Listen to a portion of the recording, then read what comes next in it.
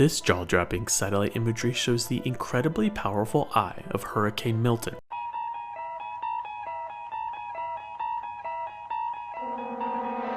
Project Cirrus is the first official attempt to modify a hurricane.